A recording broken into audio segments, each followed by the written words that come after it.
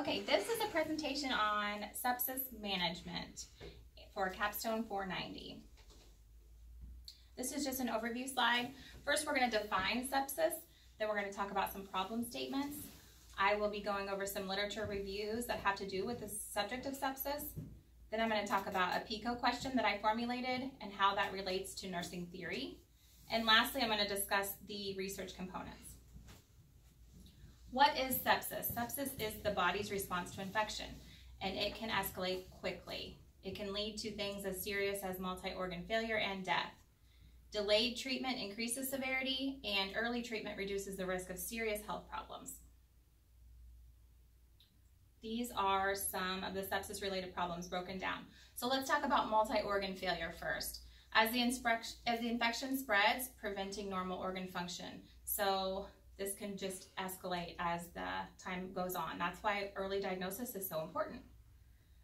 Right now, it is considered the 11th leading cause of death. So if left untreated, the damage becomes irreversible.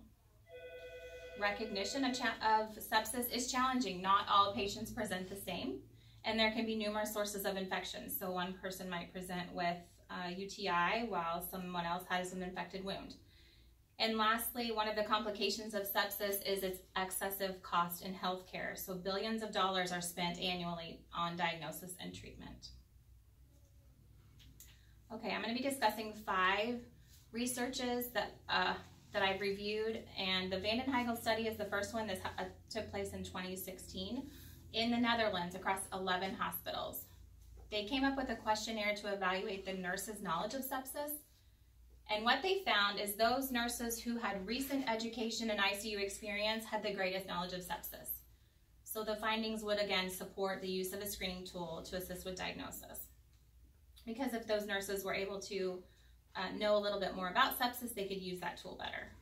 And then the second study is McQueen study, which was in 2015. This took place at a large academic hospital, and they used a vital sign-based sepsis screening tool.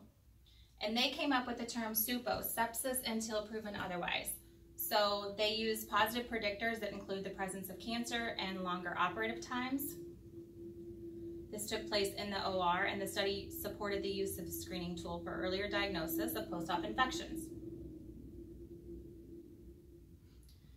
The Pataka study took place in 2013 at a Jewish hospital in Montreal. It was a retrospective chart review over 12 months.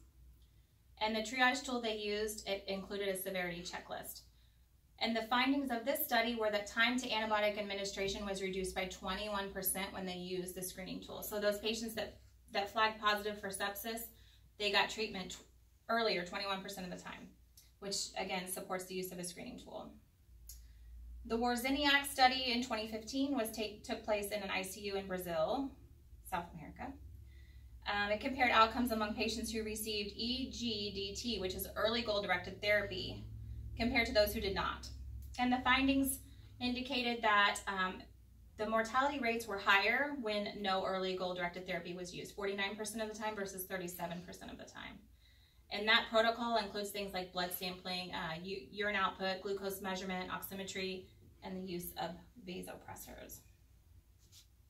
Again, this study correlates with the others we've discussed. The early goal-directed therapy in form of a protocol improved patient outcomes when it came to sepsis. The last study I'd like to talk about is Al-Salami study of 2014. The patient population were patients greater than 14 years old presenting to the ER over a 3-month period. This was an electronic screening tool that they created to recognize symptoms of SIRS, which is systemic inflammatory response syndrome, and sepsis-related symptoms. When the patients flagged positive from the screening tool, it generated an alert to the nurse's work list. And then they found that the alerts preceded ICU referrals by over 4 hours. So again, the use of this screening tool was getting patients treatment for sepsis much faster than just depending on our own knowledge or our own eyes to move these patients where they needed to be. So all 5 of those studies are supporting the use of a screening tool to expedite sepsis treatment. This is a PICO question that I formulated for this research proposal. In all patient populations, does implementation of a sepsis protocol result in earlier identification of sepsis when compared to no screening tool being used? So let's discuss these PICO components. The P stands for population, and in this case it would be all patients, not necessarily just those in inpatient status. We could also be using some, it would have to be tailored, but we could use some type of screening tool for those patients in the home setting. The I stands for intervention. Our intervention in this case is the use of a sepsis screening tool. The comparison for the letter C would be not using any type of a tool. And the outcome that we would like to achieve would be reduced time to sepsis identification, which would expedite treatment. This screen is going to discuss how this all comes together in nursing theory. Well, Orlando has a nursing process called the deliberate nursing process. And I found this most fitting to this topic because this process that she created revolves around patient behavior. It addresses both verbal and nonverbal behavior. And it asks the question, how should the nurse address behavior to meet the patient's needs? She broke it down into 5 different stages, which are assessment, diagnosis, planning, implementation, and evaluation. And in parentheses, I've included how I would use these in my research proposal. So assessment, well, that would be doing a head-to-toe assessment on the patient and monitoring for presence of SIRS or sepsis-related symptoms. The diagnosis, we're going to have to use our nursing knowledge of sepsis to see is this the appropriate diagnosis or not. Planning would be using that screening tool to guide our knowledge of sepsis to see if they have a positive screening.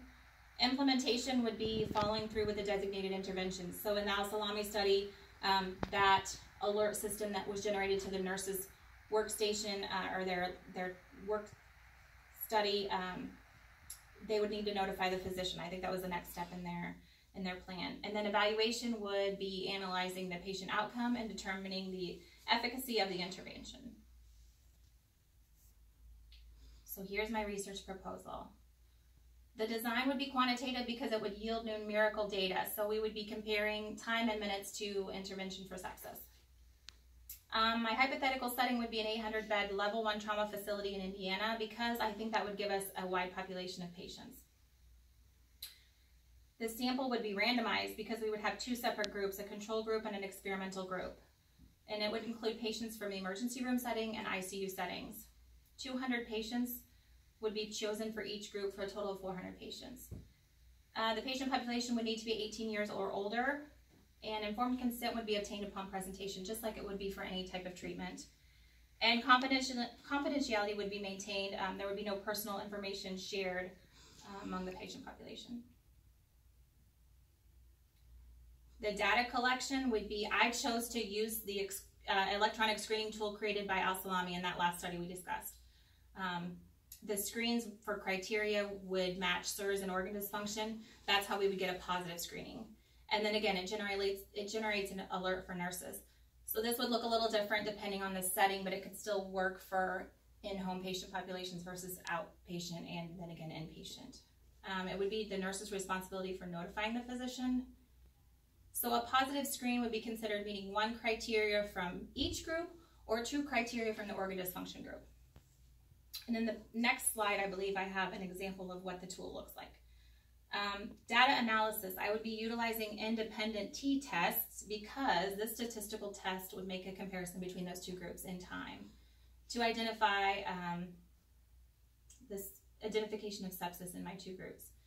It would calculate a mean or an average time for each group. It would, again, time to diagnosis or time to intervention.